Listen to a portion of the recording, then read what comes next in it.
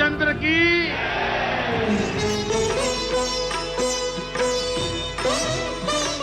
राम मंदिर में भगवान राम के विराजमान के बस कुछ ही महीने बचे हैं। भगवान श्री राम बस आने ही वाले। नमस्कार दोस्तों, the grand diary Hindi YouTube channel में आपका एक बार फिर से स्वागत है। वो प्यारी सी गुड़िया को मेरे बहुत बहुत आशीर्वाद। मोदी के तर्कश में 5 ब्रह्मास्त्र होगी इंडिया के जाति वाले ब्रह्मास्त्र की काट। जिनके पास ना तो कोई नई सोच है न विकास का रोड मैप है। इन लोगों का सिर्फ एक ही काम है, देश की प्रगति से नफरत, भारत की योजनाओं से नफरत। अपनी नफरत में ये देश की उपलब्धियों को भी भूल जाते हैं। इस वीडियो में हम बात करने वाले हैं 2024 के चुनाव में 80 बनाम 20 की राजनीति होगी। समान नागरिक संहिता पर खुली चुनावी बहस, अयोध्या मथुरा काशी को भुनाने का मौका, जाति नहीं गरीबी हटाओ के नारे से जवाब देने की तैयारी, मिडिल क्लास को घर देने वाली योजना एक मास्टर कार्ड, विकास के आंकड़ों का जनता के बीच प्रचार और भी बहुत कुछ। तो बने रहिए वीडियो के अंत तक। पर पहले आप सभी ऐसी ही रोचक जानकारियों व तथ्यों के लिए हमारे चैनल द ग्रैंड डायरी को सब्सक्राइब करके बेल आइकन को प्रेस करना मत भूलिएगा। और आपको हमारी ये वीडियो अच्छी लगे तो वीडियो को लाइक और शेयर भी जरूर कीजिए। लोकसभा चुनाव में नरेंद्र मोदी को घेरने के लिए विपक्षी दलों के गठबंधन इंडिया ने जाति के ब्रह्मास्त्र चला दिया है। बिहार में नीतीश कुमार और लालू यादव की जोड़ी ने जातीय जनगणना की रिपोर्ट जारी कर आखिरी दांव लगा दिया। अब इंडिया के नेता यानी कि INDI के नेता देश भर में जातीय जनगणना की वकालत कर रहे हैं। इससे पहले सोनिया गांधी ने भी महिला आरक्षण बिल में OBC कोटा लागू करने की पुरजोर वकालत की थी। आम आदमी पार्टी, समाजवादी पार्टी समेत के तमाम विपक्षी नेता भी अपनी सभाओं में जातीय जनगणना कराने का वादा कर रहे हैं। भाजपा और नरेंद्र मोदी ने विरोधियों के ब्रह्मास्त्र का काट ढूंढ लिया है। 2024 के चुनाव मैदान में बीजेपी हिंदुत्व, गरीबी और विकास के आंकड़ों से लैस होकर कूदने की प्लानिंग कर रही है। 2024 चुनाव में होगी 80 बनाम 20 की सियासत। बिहार के जातीय जनगणना ने बीजेपी को बड़ी राह दिखाई है। सर्वे में सामने आया कि बिहार में मुस्लिम आबादी 17.70% और हिंदुओं की जनसंख्या 82% है। 2011 की जनगणना से तुलना करें तो बिहार में हिंदुओं की संख्या में 0.8% कमी आई है, जबकि मुसलमानों की आबादी 0.8% कम हुई है। 2001 की जनगणना के हिसाब से हिंदुओं की आबादी में 1.2% कमी आई है। इस अनुपात में मुसलमानों की आबादी 16.5% से बढ़कर 17.7% हो गई है। हिंदुओं और मुसलमानों की आबादी में ये बदलाव बीजेपी के चुनावी एजेंडों में शामिल होने वाली है। बिहार बीजेपी के प्रदेश अध्यक्ष सम्राट चौधरी ने जातीय जनगणना पर सवाल उठाते हुए इस ओर इशारा भी किया है। अब लोकसभा चुनाव में आबादी के हिसाब से भागीदारी और हिस्सेदारी का जवाब 80 बनाम 20 से हो सकती है। बीजेपी ये फॉर्मूला यूपी में आजमा चुकी है, जिसका फायदा योगी आदित्यनाथ को मिला था। मध्य प्रदेश में नरेंद्र मोदी ने भी हिंदुओं को हिस्सेदारी का बयान देकर लोकसभा चुनाव का टोन तय कर दिया है।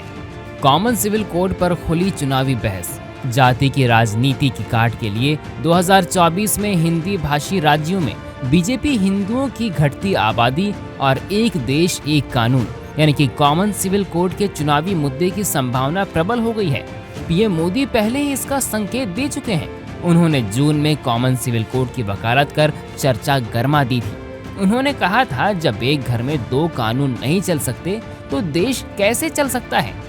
INDI यानी कि इंडिया में शामिल अधिकतर पार्टियां कॉमन सिविल कोड का विरोध करती रही हैं। अगर ये मुद्दा चुनाव में उतरा तो INDI के नेताओं को इसका जवाब देना मुश्किल होगा।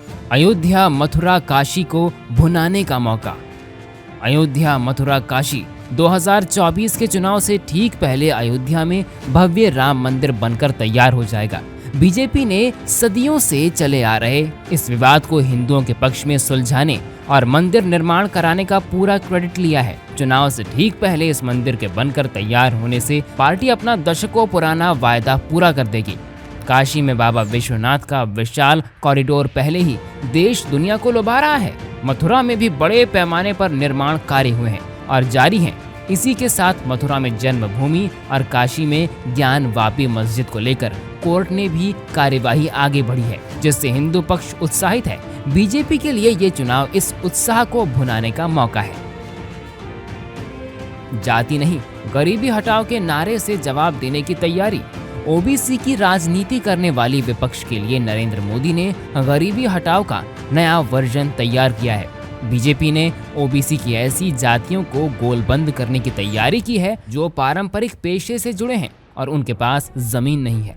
बिहार की जाति जनगणना में गैर रसूखदार ओबीसी जातियों का कुल आबादी 30% के करीब है। 2019 के लोकसभा चुनाव में गैर रसूखदारी ओबीसी जातियों के 45% वोटर ने बीजेपी को वोट किया था। इसके अलावा दलित कैटेगरी के कमजोर जातियों को भी बीजेपी लामबंद कर रही है।